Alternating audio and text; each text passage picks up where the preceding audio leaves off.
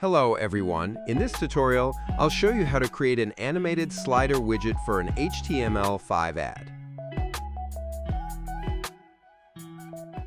Here we have three groups on the timeline.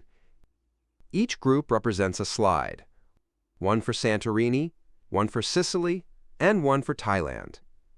Each slide is a group made up of multiple elements, such as text, images, and buttons. The first thing we need to do is position our slides correctly on the timeline. Slide 1 will be visible from 0 to 4 seconds, Slide 2 from 4 to 8 seconds, Slide 3 from 8 to 12 seconds. If we preview the animation now, it's just a simple slideshow with no controls.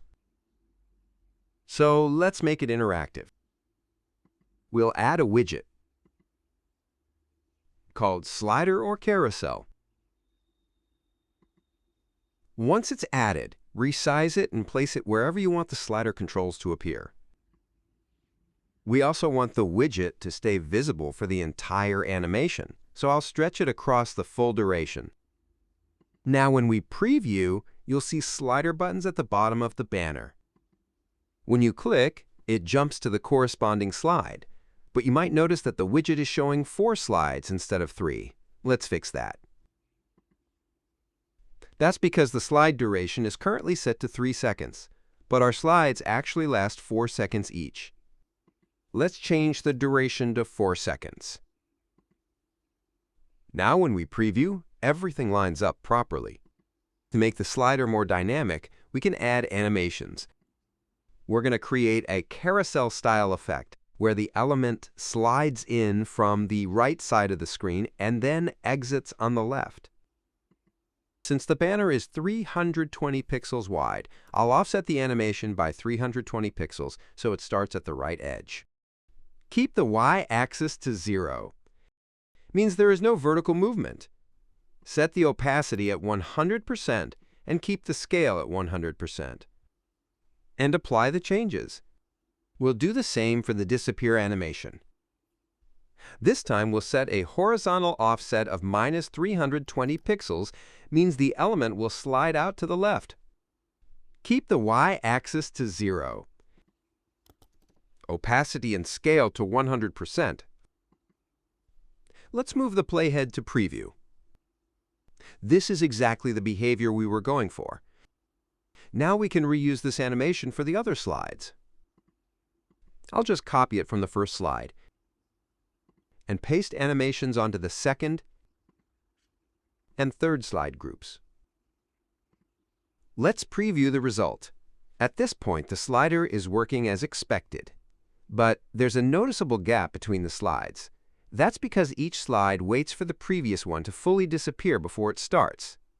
We can easily fix this by adding some overlap between the animations. Just drag to extend each slide's duration to 5 seconds. Let's also resize the widget to match the full duration of our animation.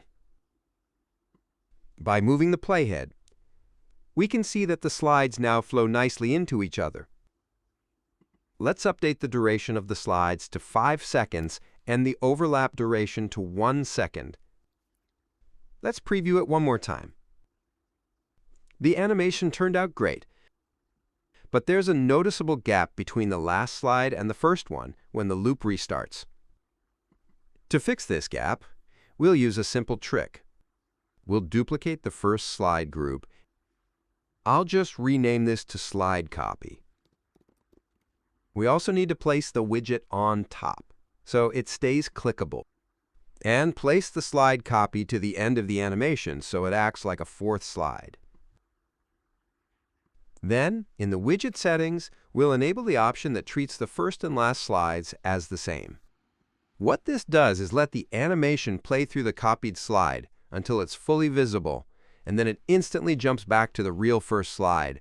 Since they're identical, the jump is completely invisible to the viewer, and there's no gap between the two. One last tweak. Let's remove the appear animation from the first slide, so it's visible right away when the banner loads. That way, every loop after that stays smooth. And that's it. You now have a fully working animated slider. with clickable controls that jump to the correct points on the timeline. Thanks for watching, and see you in the next one.